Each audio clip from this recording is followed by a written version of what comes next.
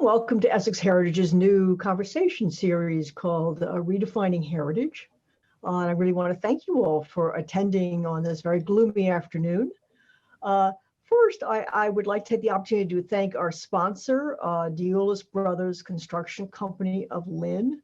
They're a very well-respected family construction business. They build things from small to big. And they're particularly talented in masonry construction. I have known them for many years and really respect their work a great deal.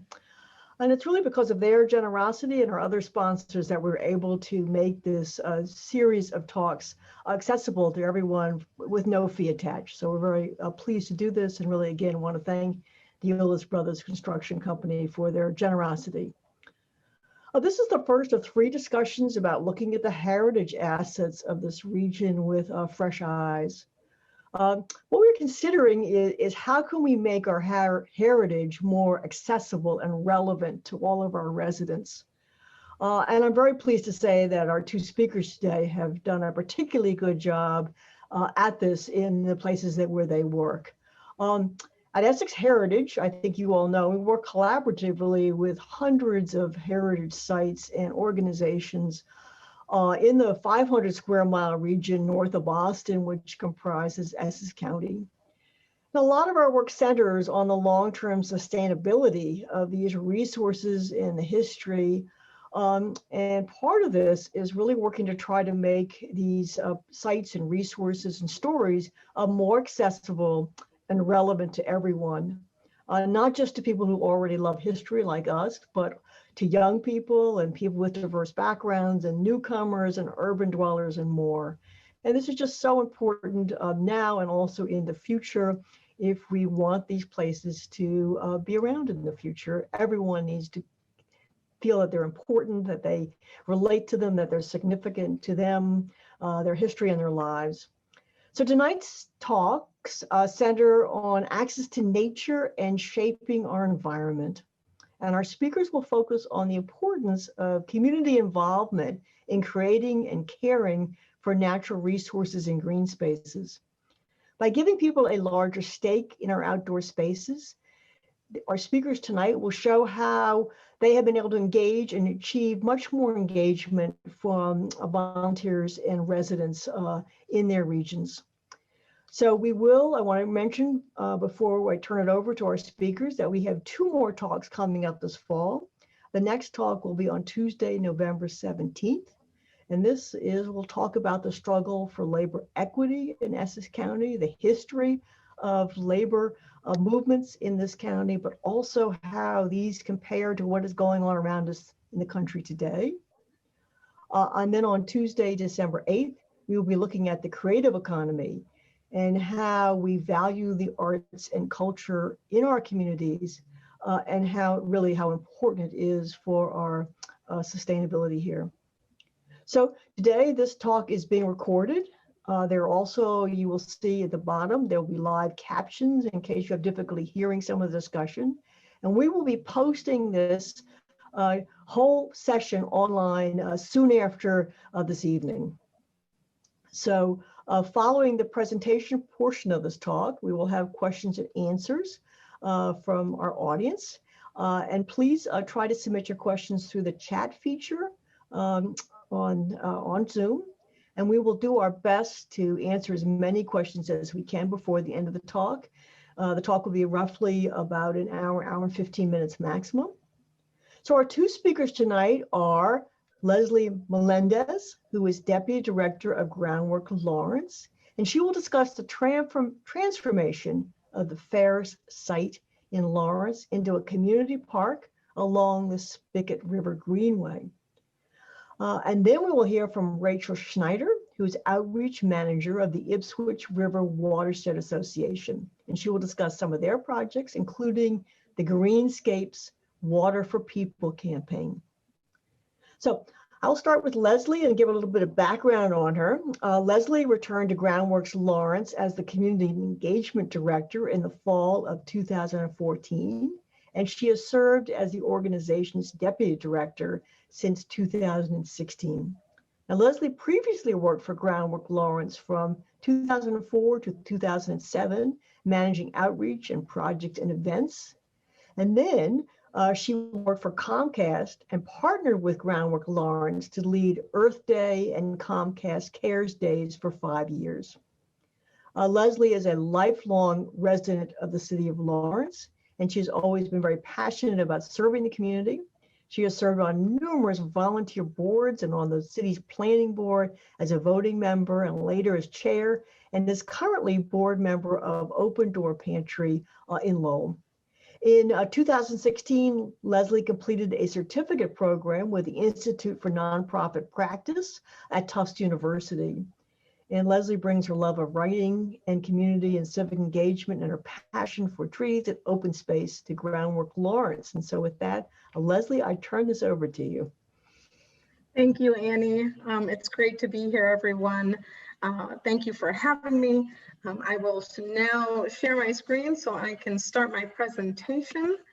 Please bear with me one quick minute. And here we go, I think. There we go. So, as Annie alluded to, I'll talk a little bit about how we do what we do and how it all is rooted in community and where we start and how we finish. So a little bit about Groundwork. We are part of a larger network, the Groundwork USA network, and there are 22 trusts across the country. As you can see on the map, we kind of span a lot of places. We are currently in Erie, Pennsylvania, looking at creating a trust there. So lots happening this week. We're actually in the midst of our National Assembly. So I've been on Zoom all day, so please forgive me if I cut off a little bit. But it's an opportunity for all of the trusts to get together and share the amazing work that's happening in each of the organizations. Our mission is to bring about the sustained regeneration and improvement of the physical environment. We do that through community-based partnerships, empowering people and businesses, and promoting environmental, economic, and social well-being. Our tagline is changing places, changing lives, and changing systems. This is how we do our work. We kind of break it out into the 4 main areas of what we do. So fresh food and healthy living, education and job training. And today I'll be talking about the community and open space piece. When you think about community in small size cities, and by small, I mean geographically small, we're about 7 square miles with 3 rivers running through it. You think about, cleanups, and we're out there doing park builds and really engaging people where they are to do the things that they are so passionate about. So we have our annual Spicket River cleanup, which this year we had to hold virtually. So we kind of expanded the area that we did the cleanup in. And as Annie had mentioned, there's Groundwork Lawrence's Comcast Cares Day, which is an Earth Day event that pulls together about 1,600 volunteers across the city to about 40 sites to clean and green. One of our biggest challenges this year was that we couldn't host that event. It's in early May, so it was right at the midst of us all having to go home and do all of the things that we had to do in relation to COVID. So hopefully we'll be back next year with that one. We'll see. But as important as it is to do these one-day cleanups, the bigger part of what we do is really at the heart of who we are. And community engagement is more than just hosting one-day events. It is really engaging with folks where they are and understanding what is most important to them. And we do that, we have our Groundwork Way, as we call it. So these are the strategies that we use to really go through to figure out what's next and what projects we're going to be doing, how we're going to be doing them. So in the seek portion of our strategy, we learn, we listen, we observe, and we look at the challenges as opportunities instead of just challenges. We try to look at everything through the lens of asset-based instead of it being a challenge. Then we move into the engage phase where we're finding the common goals, working with community to really define what the vision and the plan are. And identifying ways to engage with the broader residents, not just the folks that are the champions for the project. And then at the end, we evaluate, right? We measure our progress, we reevaluate what changes or challenges were, and we celebrate the success. One of the things that, and everyone on this call can attest to is that we work hard and we do a lot of work. And sometimes we don't take the moment to just stop and step back and celebrate those successes. So we build that into our plans as we move forward. So community engagement and planning, right? Everything that Groundwork has ever done has really been rooted in what is it that the community wants to see, whether it is a community garden or an urban farm or the renovation of a playground that hasn't gotten any love in 20 years. So it really is thinking about and listening to what folks want to see in their neighborhoods. So here are some of the examples of what we've done over the past 20 years. And there's much, much more, but I needed to keep the presentation kind of short.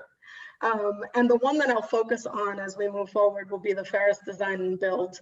But we do the open space recreation plan for the city.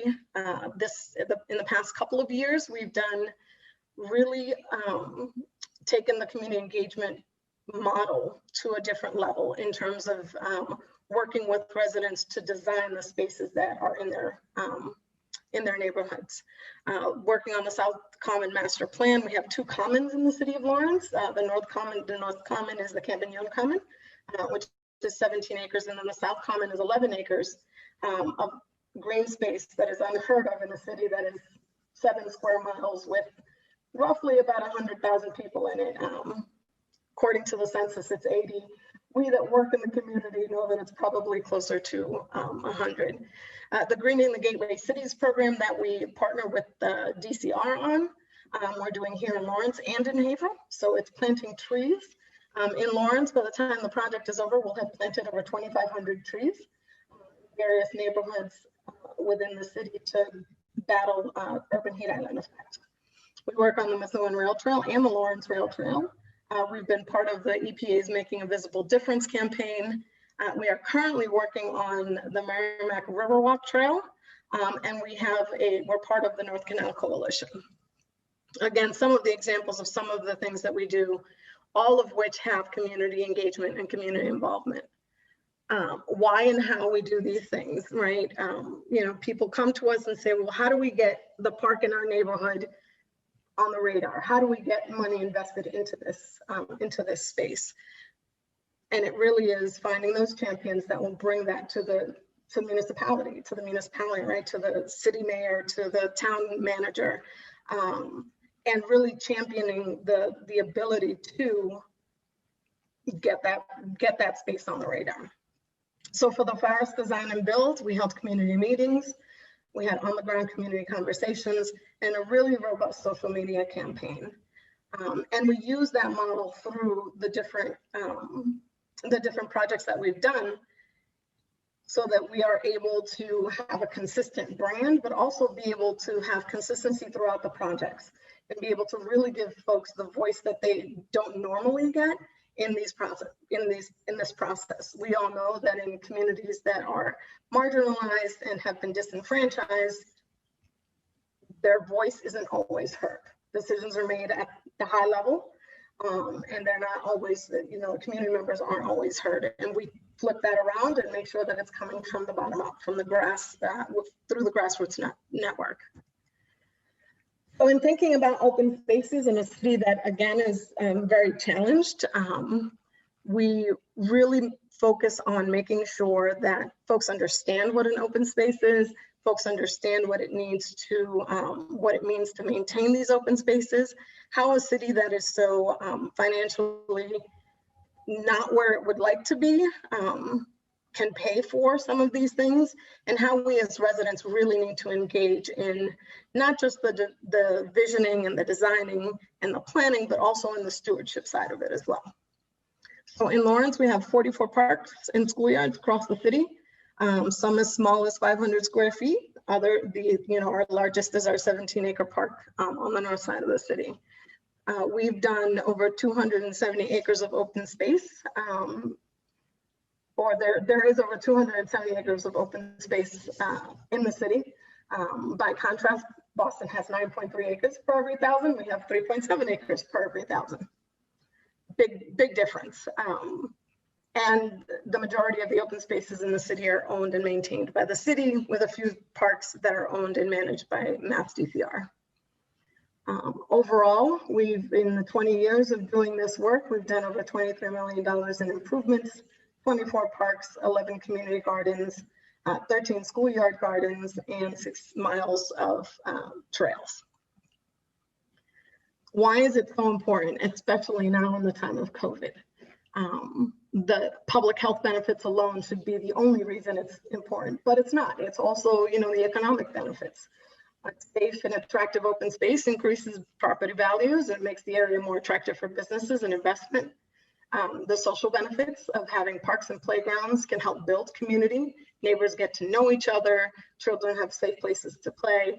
And then the environmental benefits, right? It supports the diversity of plant and animal life and helps maintain healthy ecosystems. Engaging residents to create change is the only way that we have been able to do what we do here in the city of Lawrence. And it's not just the residents, we're engaging the municipality, we're engaging partners, bringing in funding from non-traditional sources to be able to do this work.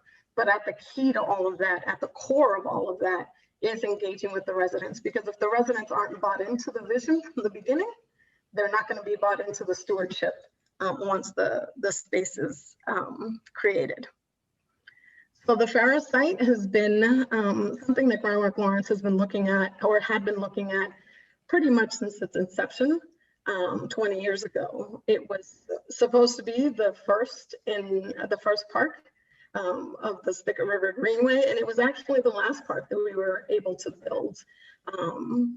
It was privately owned, so there was a lot of back and forth with ownership and trying to figure out how the land could be used.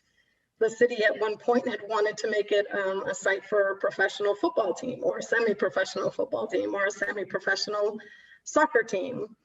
They had looked at it for housing. They had looked at it for a lot of different, to do a lot of different things on it. But unfortunately, it just wasn't working with the neighborhood. It wasn't working with the residents. It wasn't working with the mill owners.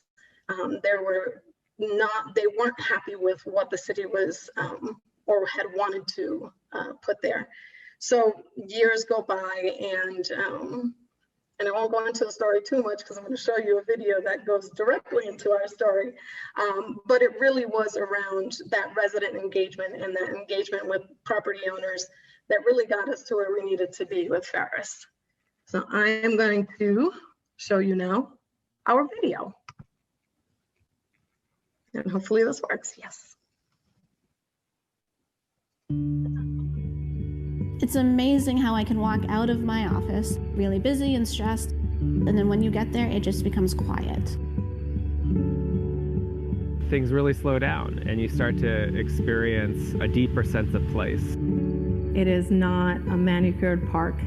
It's an urban wild. If you're lucky, you'll see a peregrine or an eagle. Kingfishers and great blue herons. The Ferrous Site meets the need of a community that needs an access to serenity. The city of Lawrence is a planned industrial city. And Lawrence quickly grew from this very small community of just mill workers to probably one of the densest communities in the Commonwealth. And then manufacturing left Lawrence. This area used to be noted as the Dresden of Lawrence because the mills looked like bombed out buildings. But slowly and very incrementally, parcel by parcel, things have changed. But the challenge is we have very limited green space. The Ferrous Site actually used to be a brownfield, which was an environment that was once toxic. Adjacent to the Ferrous Site, there was a foundry, the Ferrous Technologies Company. There was a mound of castings that came out of the metal processing. Everyone assumed that it was very contaminated. It was gated off. It wasn't a safe space. But working with the EPA assessment program, we were able to determine that the contamination levels really did not pose a risk to public health. The Ferrous Site is the capstone to the Spicket River Greenway, which has been core to Groundwork's environmental improvements. The Spicket River, it was viewed as this horrible, ugly thing. People threw trash in there. How could we reclaim the spigot? And it seemed like such a crazy long-term project that could never be done. But we partnered with the city and residents over 15 years to make that a reality. The Ferrous Site was what we thought was going to be the first site along the Spicket River Greenway, and it ended up being the last site that we created. Groundwork Lawrence started to think about Ferrous almost 20 years ago when Groundwork was just starting to launch.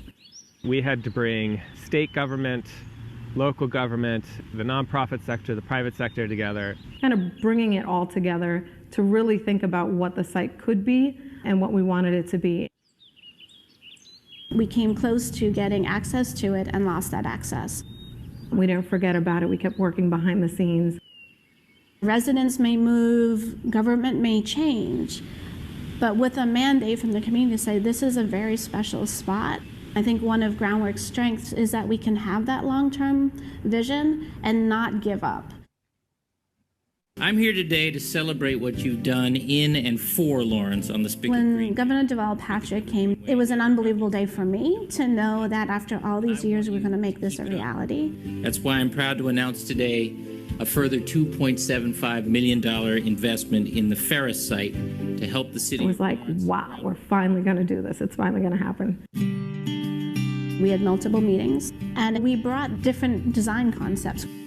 We really wanted to make sure that we were working with the community so that the community would feel that sense of ownership that's so important in developing a green space. Young people, old people, and all different kinds of citizenry alike gave their input into what they would like to see.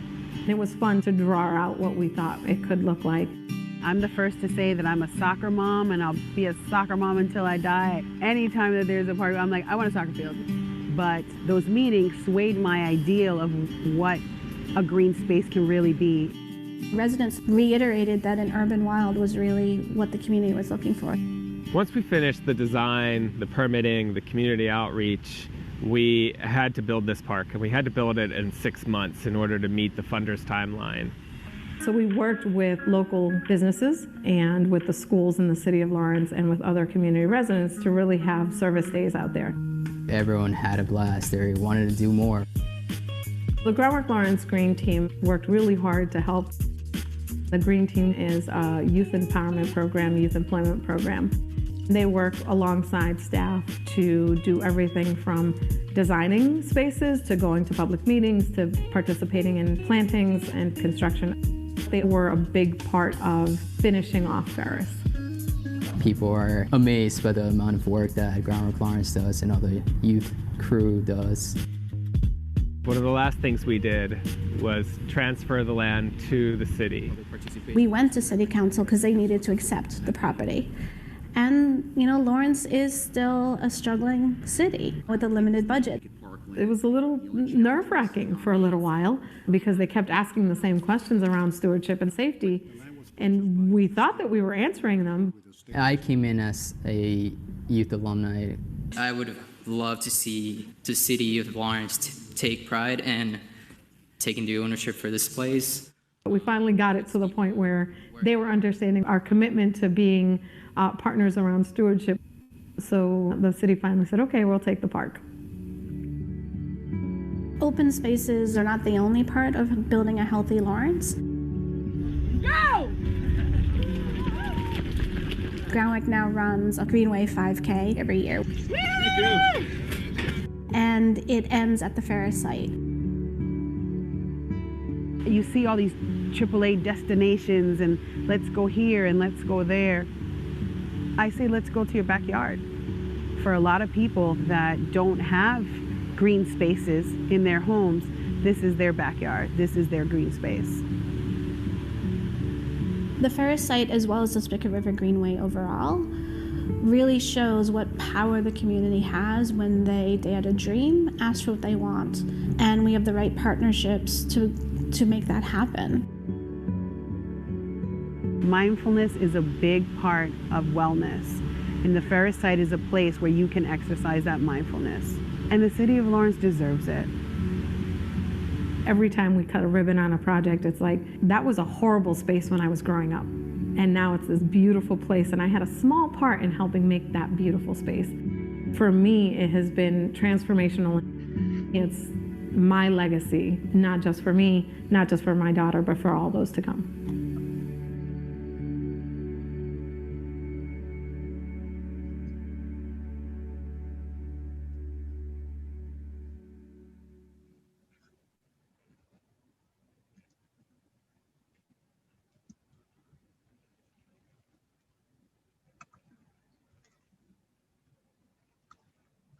All right. I couldn't have said it any better. That our partners and all of the staff that worked on Ferrous really took ownership of the space, and we still do. We partner with the city to do stewardship in the park, and we make sure that we continue to engage residents in service days to clean up the park and to plant. It's become a destination spot. People use it for walking. People use it for, well, before COVID, people used it for gatherings.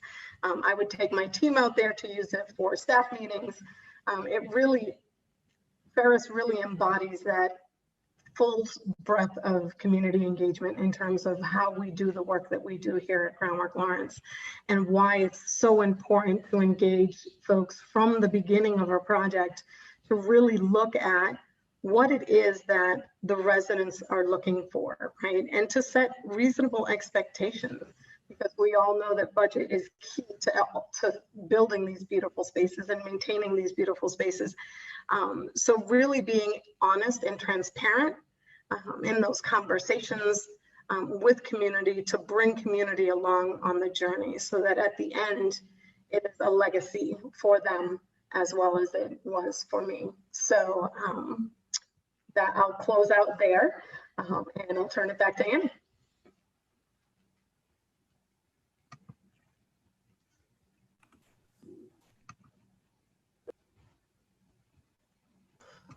Okay, I think you can hear me now.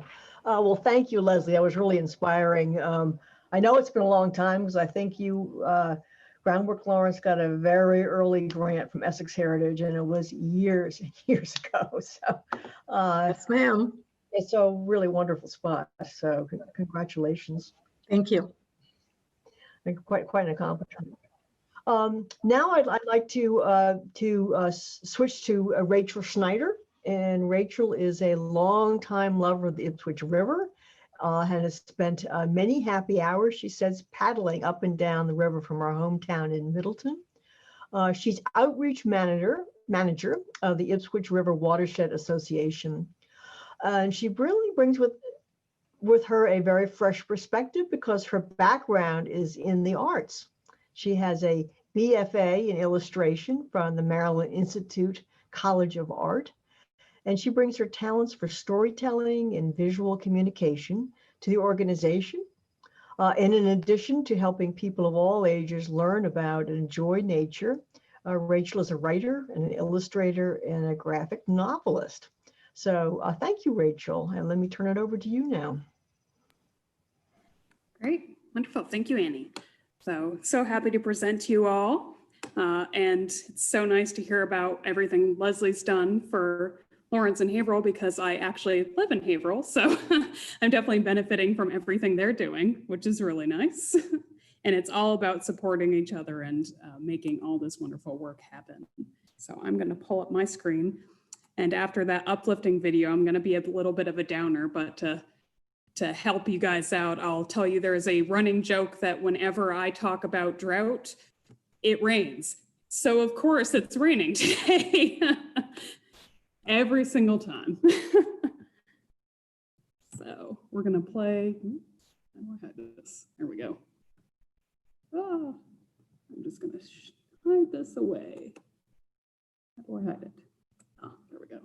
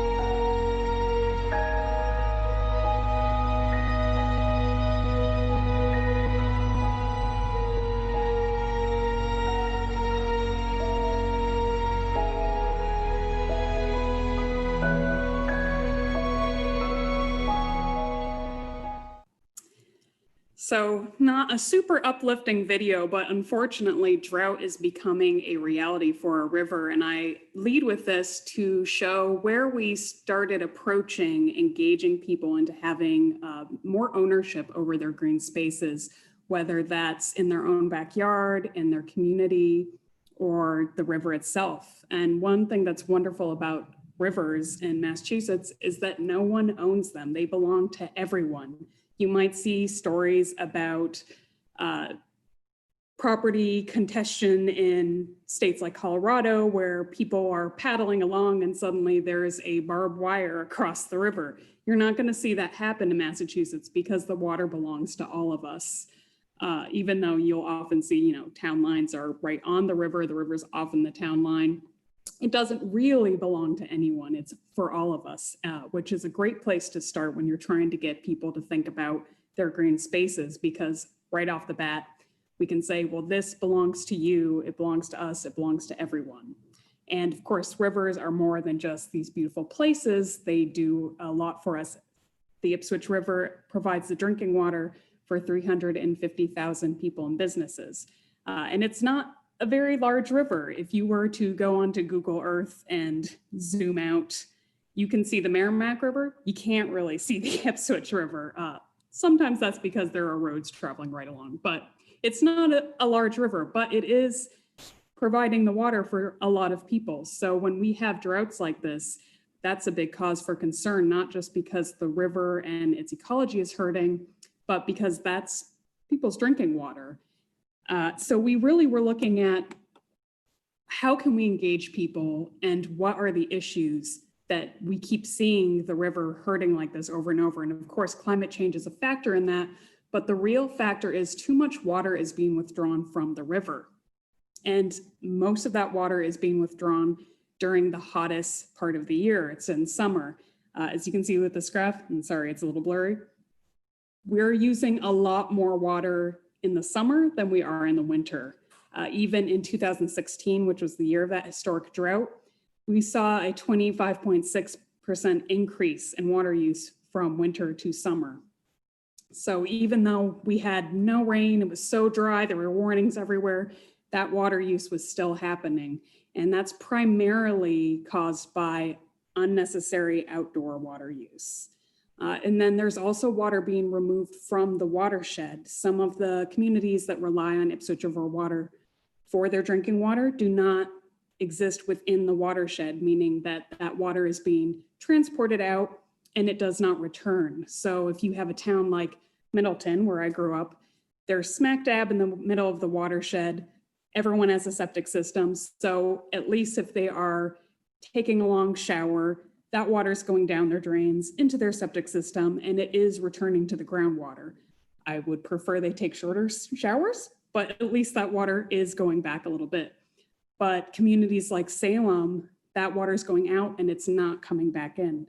And the other side of having these communities not be within the watershed is the further you get from the river, the place itself, the less connection people have with it. If they've never even been on the river, it's hard to get them to care about it.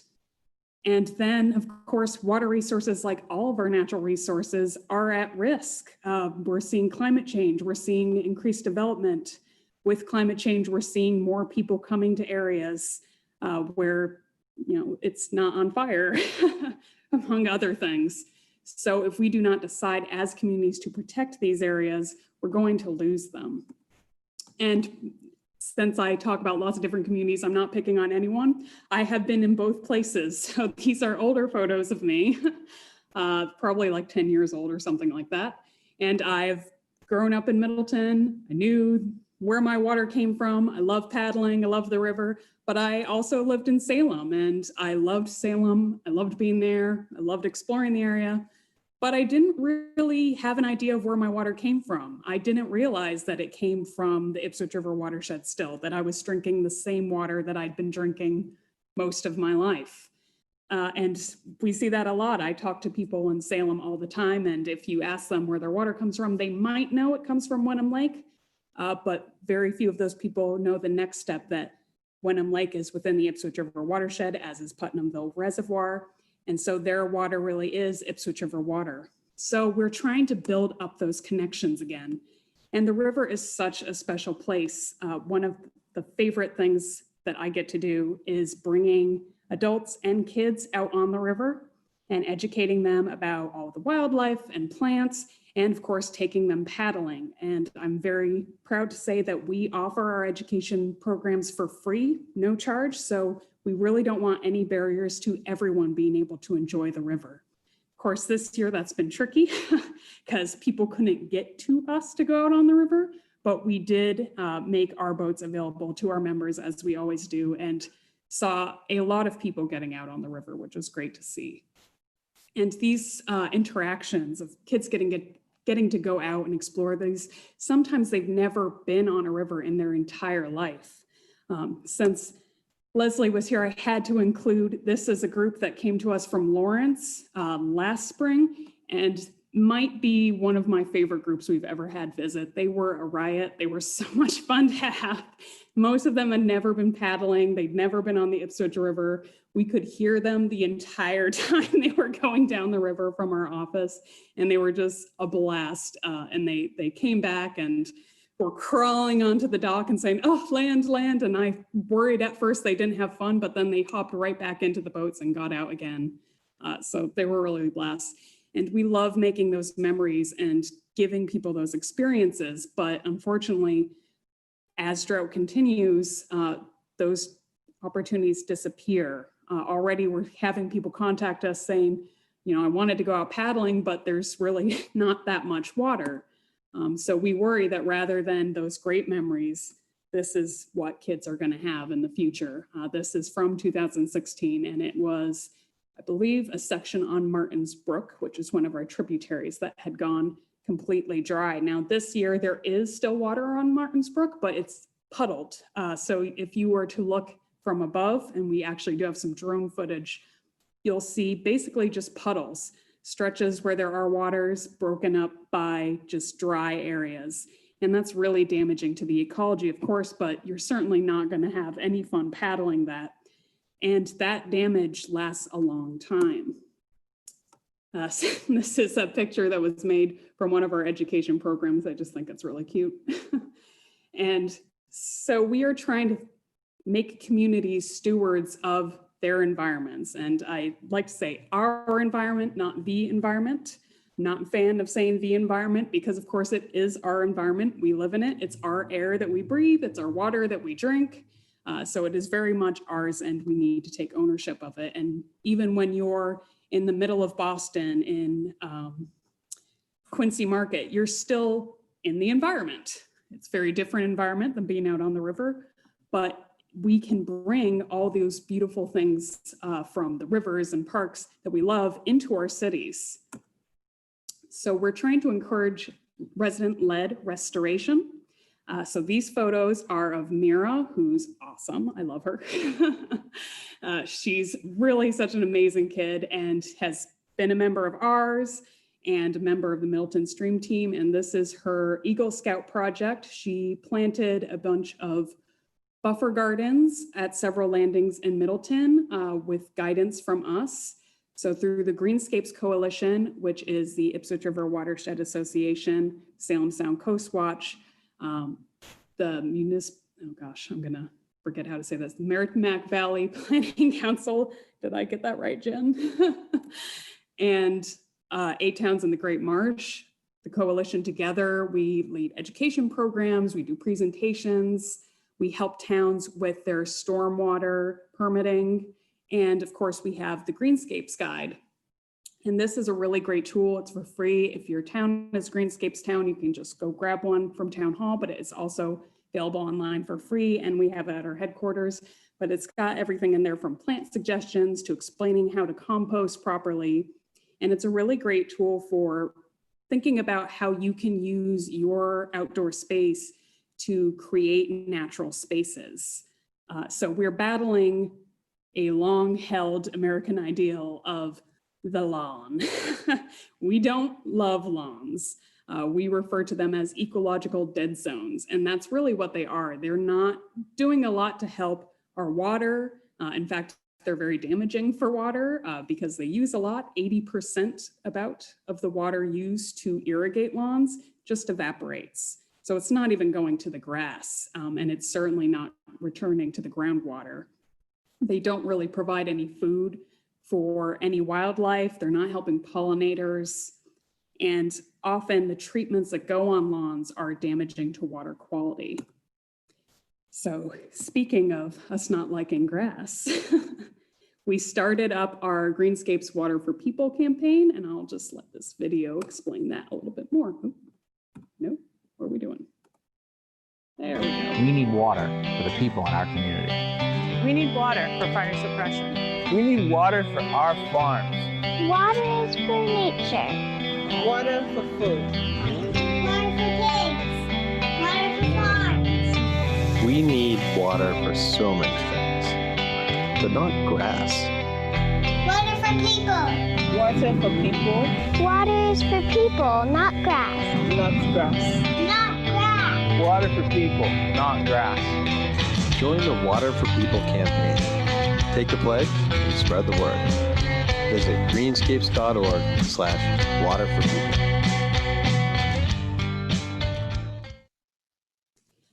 So helping out the river can be inaction as well as actions. So our original ask with the Water for People campaign was to ask people to just not water their lawns.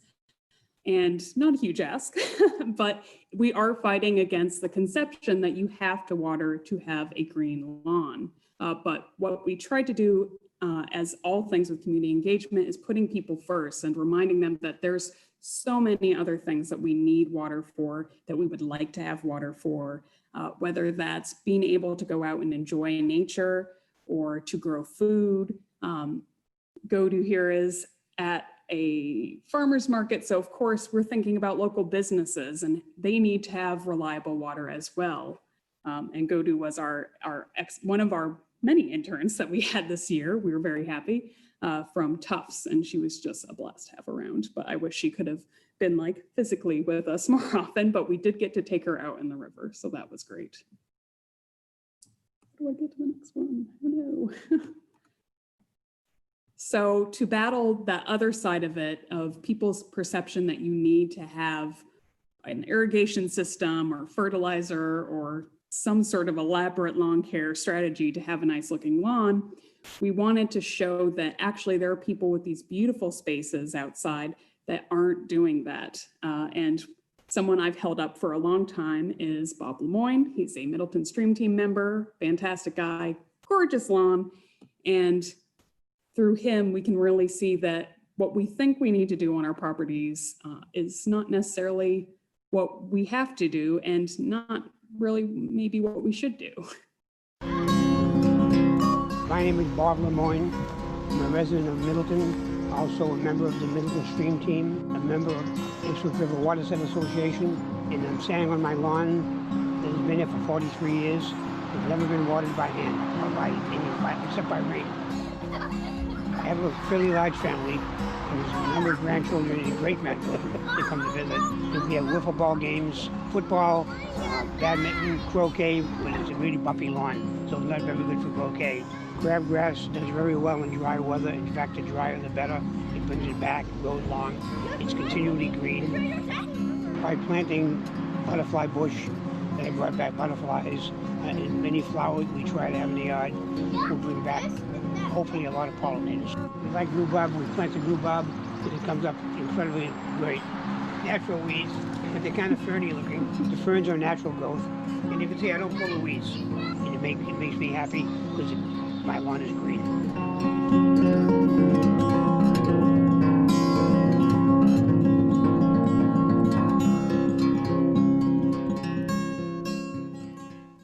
So Bob sort of shows that next step of you cannot water. He hasn't watered for 43 years and has that beautiful outdoor space. And then you can go the next step by planting more shrubs, more trees, things that are really going to add to the space and go from just being a lawn to being a natural space. And there are so many benefits to doing that. Greenscaping, as we call it, can help with noise reduction, whether this is in a suburban area or in the city. You really can cut down on noise by having these plants around to cut that out. You reduce heat island effects. So if you've ever been out on a 95-degree day and you go, say, to a mall parking lot, you feel like you're dying. But if you were to go to a park on that same day, it feels nice, and maybe there's a nice little breeze. And that's, of course, you have the beautiful plants around, and through evapotranspiration, they're helping to reduce the impact of that heat. You're adding additional recharge areas by adding shrubs and trees whose roots help get water into the ground. So that gives you less flooding, reduced stormwater pollution, which would be the pollution that's just sort of a side effect of everyday life. That's anything that's on the ground. When it rains, it picks it up. Water's very good at carrying things, and just unfortunately will wash them right into waterways. When we have our river cleanups, we often have to tell people, if you go on the river itself, you're not going to find a lot of trash, because once trash flows into the river, it tends to sink right down into the mud. So once it's in there, it's kind of in there for good until we have a drought, and then you can see it. But if you go to road stream crossings, that's where you'll see a lot of trash that's been caught in the plants, and that's where you can collect it before it does get into the water. And of course, replenishing the groundwater is a very important thing that having these green areas can accomplish. So at the same time, you're going to have less flooding, so water where you don't want it, and more groundwater, water where you do want it. I always hold up Mexico City as an example of how you can be in a drought and also be flooding all the time. Unfortunately, they've struggled with that, and it is down to city planning. They do not have enough pervious surfaces to let the water go into the ground and recharge. There's too much impervious surfaces. So all that water just kind of rushes around, floods, does destruction, but then it kind of washes away, it's gone, and none of it has gone into the ground. You can increase wildlife habitat and have healthier local ecosystems. One thing that's always great when you bring native plants back to an area is seeing the birds come back. And in fact, I know people hate poison ivy, but poison ivy is native, and the berries from it actually are a good source of food for all of the birds. So as much as I know people struggle with poison ivy, I don't mind it too much, because I think, well, it's a native plant, it's helping out. Whereas you have invasive plants like bittersweet, which also spread a lot. They also have berries that birds love, but they'll kill trees, and they're not really supposed to be here. And of course, you're gonna have cleaner water, because more of it is getting into the ground where it can be filtered. You have less of these impervious surfaces that are allowing the water to pick up all that pollution. And there's going to be more community enjoyment and a more beautiful community. Humans are drawn to these beautiful green spaces. We like them. Even the most city-loving person is going to want a park. And water conservation, of course, is something we care about a lot. So having more green areas is going to help with that. And there's many more benefits, but even potential for food production. If you have community kitchen gardens or vegetable gardens, you're adding another layer of the benefits that green spaces can bring you. And so we've really been trying to get people do what they can on their own properties, but also make them have more ownership of the larger watershed. So in addition to Mira, who's awesome, this is Katie, and behind her is Marion. And Katie first approached us and became a river warden of Salem Landing and Topsfield. So our river wardens are volunteers who act as stewards of sections of the river and the landings. They check on them to make sure there's no trash, there's nothing going on that shouldn't be. If there's erosion happening, they let us know. And if they are a steward for a river section, they also help to make sure that the river is safe for paddlers, especially in spring if the water is moving fast. Having logs going across the river that a paddler could collide into something we worry about. We don't want anyone to have a bad time on the river. after Katie had become the river warden for Salem Road, she then got her entire environmental club for Masconama involved, and they collectively became the river wardens for Fish Brook, which is an important tributary for the Ipswich River. It actually was once the route from the Ipswich River to the Merrimack for Native peoples, and it might be one of the few cold water fisheries left in our watershed, so very important place. And what started as them going out a few times a week to see what was happening on the brook, picking up trash, ended up being a larger outreach project. But I'll let Katie speak to that.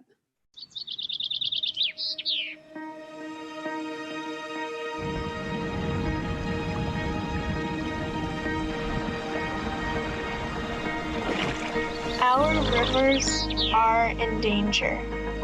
Droughts, invasives, pollution. But we can make a difference.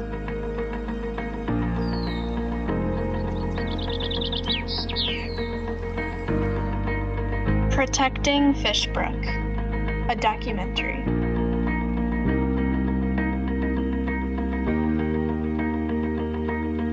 And it says coming soon, but it is in fact up on YouTube. They just premiered the video at Ipswich Illuminates last week. They did a great job. And one of the things that I really loved about this project was that they were very good about going out into the community and engaging as many people as they could. So they considered the perspective of history and local knowledge and volunteers who were actively going out and regularly testing water quality. You briefly saw their Pike Messenger, who's a longtime supporter of the river, member of Milton Stream, founding member of Milton Stream team, and knows everything about the river. I'm very sure you could ask him just about any question and he probably would know the answer. So this was an amazing project. I was so impressed by them. I highly recommend you watch the video. They're very cute.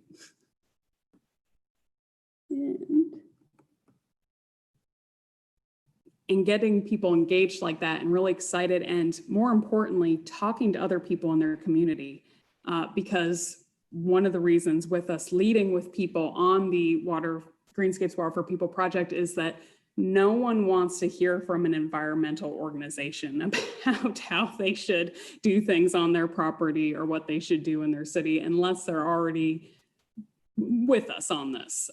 Pretty much the second someone knows that you're from an environmental organization, there's a good chance they're going to stop listening to you, unfortunately. So having people in the community being our voices and really taking action and talking to their peers and their neighbors and saying, hey, I care about water. I care about knowing that in the future, my kids can go out and have the same experiences that I had is really important.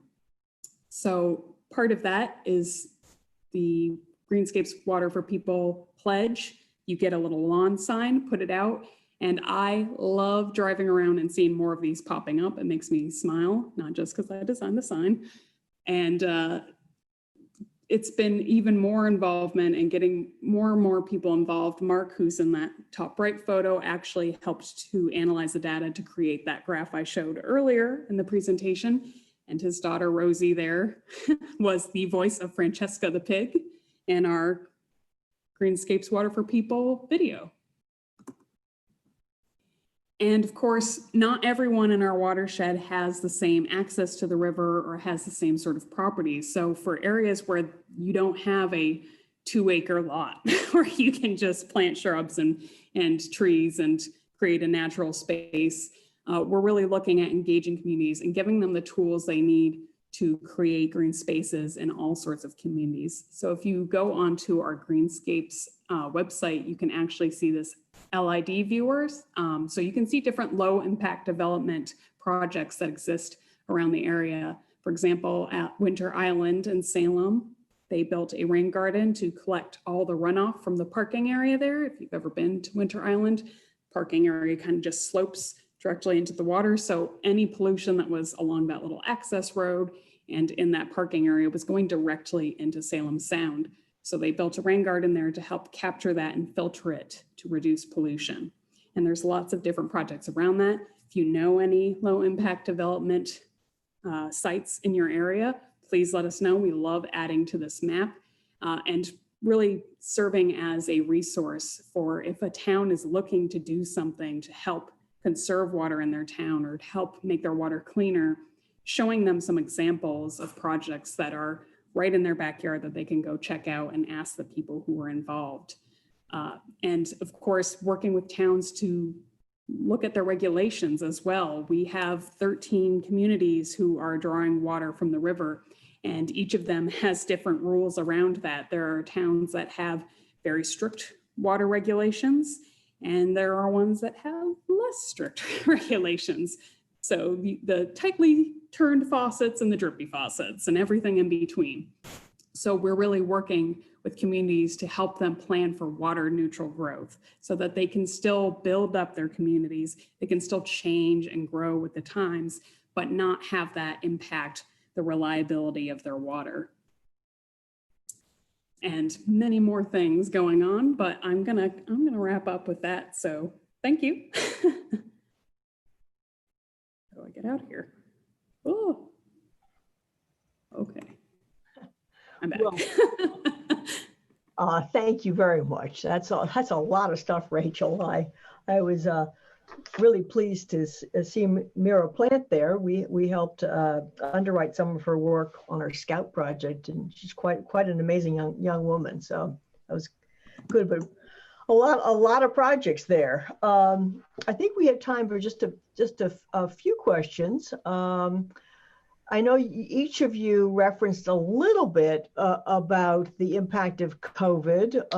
It's got to been incredibly challenging because a lot of what you do is working with groups of people, groups of community leaders, but also I'm sure it was incredibly important for people to get outside. I wonder if each of you would just take a few minutes, just talk a little bit about your experience with dealing with COVID this summer, what you were able to do and not do, and kind of how it transformed your work. I thought maybe we could start with Leslie for just a second, and I to say a few words. Thank you, Annie. Rachel, great presentation. Love seeing the work you guys are doing. COVID has impacted Lawrence in a way that very few communities in the Commonwealth have had the same impact. Being a community of back to the 7 square miles and almost 100,000 people with very limited green space, it became abundantly clear that our community gardens, our urban farm, our parks and playgrounds needed to be those spaces for people to get out and just have a breather, to take a reprieve, right? We were able to pivot our programming to do virtual programming for our youth and support our local pantries with food and also resources from other funders to be able to support the work that they were doing. But in terms of open spaces, I mean, the city of Lawrence closed its parks. Playgrounds were not accessible. In fact, playgrounds are still not accessible. But places like Ferrous, places like Denrock Park, places like the Greenway, those are places that are still accessible, and people are able to go to those places and really exercise that mindfulness that was referenced in the video. It hasn't been easy, and it will continue to get more difficult now that the weather is changing and the days are getting shorter. But making sure that those opportunities are there for folks and that we're stewarding those spaces in the best way that we can in partnership with the city and others is the only way that we're going to be able to continue to navigate as we move forward. Oh, good. Now, just a reminder to people, just if you have a question, just enter them in the chat room, and we are looking at them, and I will repeat them. So, Rachel, do you want to comment on COVID's impact and how you've dealt with it? Sure. So as I had mentioned before, one of the hardest impacts for me was not being able to bring groups of kids out on the water this summer. Even groups that, normally have been coming every year, and we're like, oh no, we can space you out, it'll be fine. You can paddle and maintain safe distancing. the challenge was for them to get to us. And that's often the challenge with any program, is having people have transport that can get to you. But in COVID, that kind of multiplied because people couldn't be in their little vans or school buses together. So that was really hard for us. Instead, we tried to provide what education materials that we could. And now we're seeing that our in-class education we do through Greenscapes, the Keeping Water Clean program, even though schools are opening back up again, at least for right now, they're certainly not welcoming in outsiders to do programming. So that's a really fun program and it's very hands-on, but we just can't do that. So we're adapting it to a virtual program, which has been actually kind of fun challenge to see how we can take something that is very hands-on, very tactile, change it to something virtual and still have it be engaging for the kids. So really giving as many adaptations that encourage them to go out walking around in whatever space they can and doing hands-on things. The other challenge was not being able to immediately have our boats available to our members. So our members can use our fleet at Riverbend. We have, I think about 8 canoes and maybe 17 single kayaks and around 3 or so tandem kayaks, and members can use those anytime between sunrise and sunset, any day of the week for free. They just go and paddle. It's really great. But of course, at the start of COVID, we had to lock all that down until we could figure out how people could safely access them. I'm happy to say that since Memorial Day, we opened access them back up, and we have seen record numbers of our members coming to use our boats, which presented a new challenge of we had to figure out how to maintain our boats and keep everything in order when we had so many people coming to use them, and make it really clear. Of course, you have to worry about tracking, so making sure everyone signed in, but we've been really pleased to be able to offer that to people. And I think as of today, we've had maybe 2,020 or so people come to Riverbend this summer and now a little bit fall to come use our boats. So we're really pleased that they've been able to come to the river and get a little bit of peace. And the river is good for that. You go out and it's like, wait, am I really in the middle of a city right now? How is that possible? It's so quiet out here. And we've had a very gregarious beaver living on our stretch of river too. So I think pretty much everyone who's paddled downriver from our headquarters has probably gotten a tail slap from that beaver, which is always a fun sighting. Well, that sounds great. No, I think the open spaces have been so important this summer. I wonder whether you said both of you have talked a little bit about doing things virtually. Is there other thoughts about what you and we can all do together to, as the winter comes on, to really help promote these resources and community building virtually, at least? We're certainly working hard on putting more content out there. But what do you, any ideas of what we could do to help get what you're doing or expand your capacity to connect with people virtually? Rachel, I want to start with you for a sec. Any ideas on that? So yeah, it's definitely a challenge to create the same experience that you would get out in these natural spaces virtually, because of course nothing's like the real thing when it comes to nature.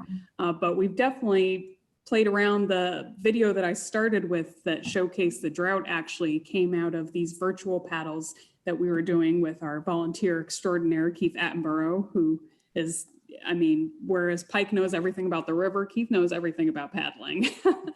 So just through luck, we ended up doing a paddle with him on a stretch from Winthrop Street on Hamilton all the way down to our headquarters in Riverbend in May. And then he paddled the same stretch as a virtual paddle for us in August. So we just happened to get this footage showing how stark of a difference the drought made on the river. So that's been really helpful. And, just seeing Keith having to drag his canoe behind him for several minutes and doing a virtual walk more than a virtual paddle really showed people who don't paddle the river, multiple times a summer, oh, this is real. It's really hurting the river. So there are unexpected wins that come out of having to adapt to this. But definitely trying to think about more where our members are. So especially with the kids and our education system, knowing we can't necessarily bring them on the river. We can't necessarily be there to do a hands-on activity with them. So thinking about where are these kids at home, where are they learning, and how can we bring these experiences of nature and learning about water to them and let them look around at their life and see, oh, I can see how this affects me. I can see how this is happening right here in my backyard. Oh, good. Yeah.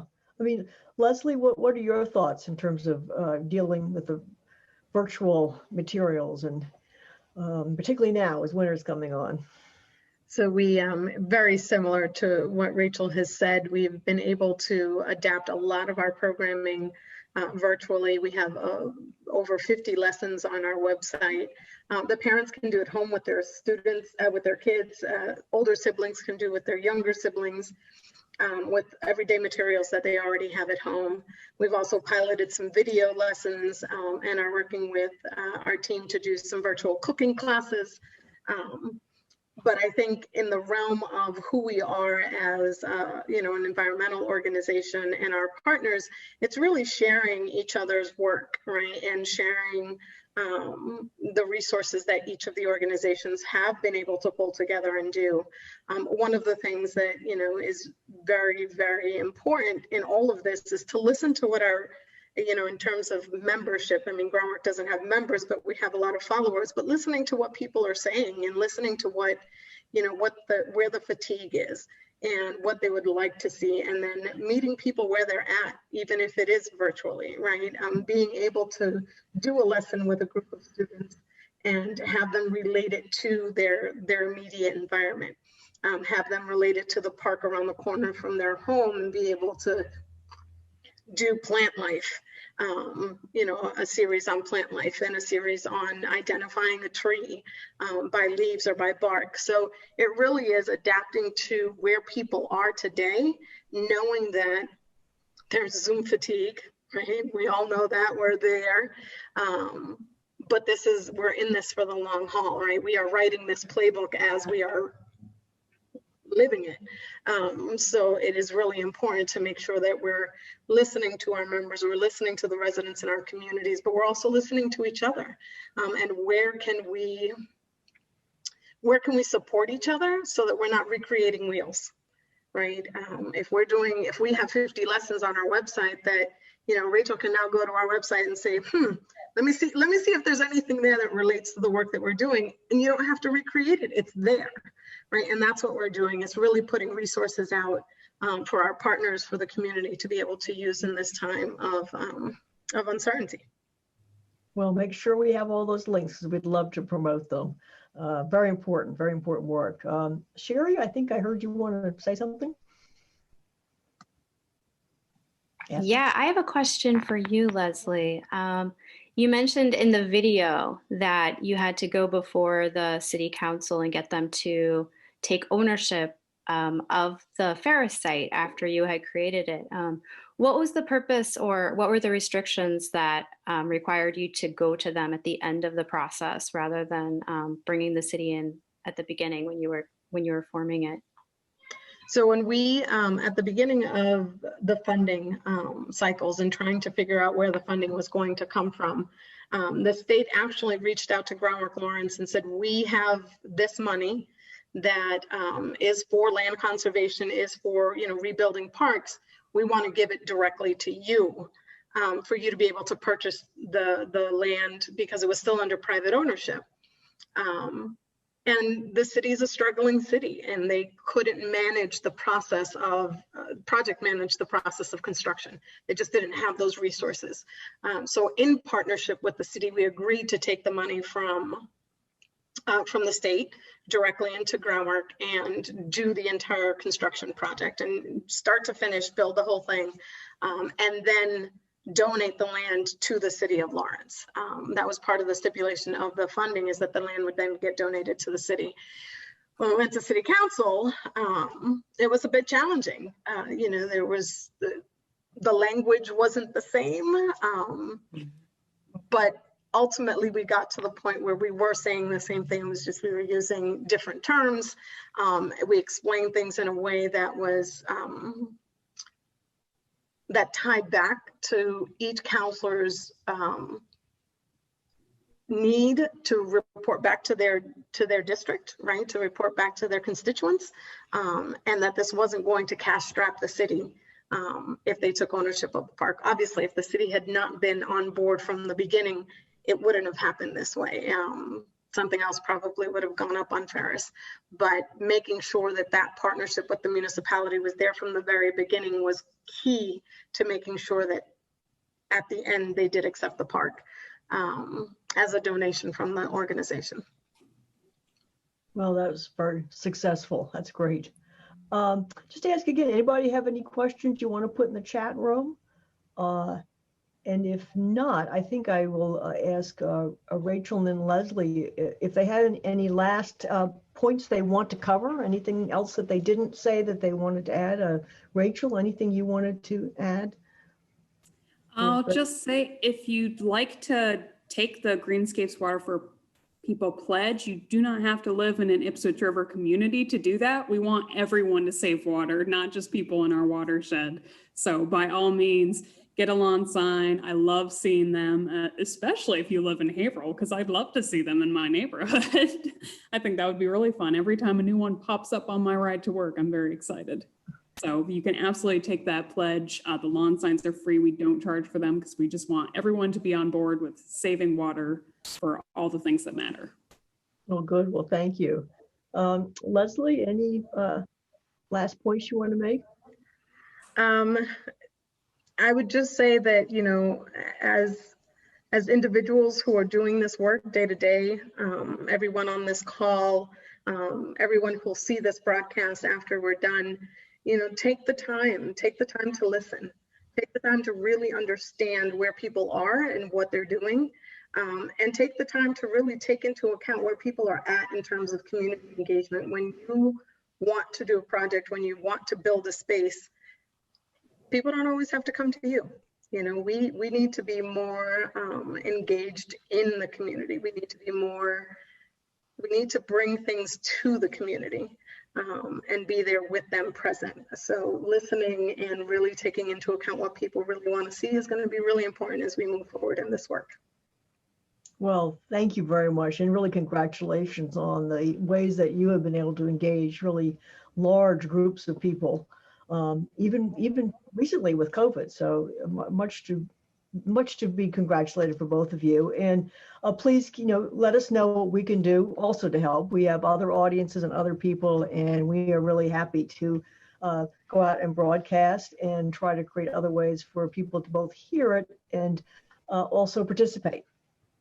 So thank you so much, and thank everybody for joining us tonight. And don't forget, we have another talk, I think it's November 17th, and great to see everybody, and have a wonderful evening. So good night, and thank you again to our two speakers. Very, very interesting talks, very inspiring. Thank you very much, and good night. Thank you. Thank you. Thanks. Have a good night. Good night.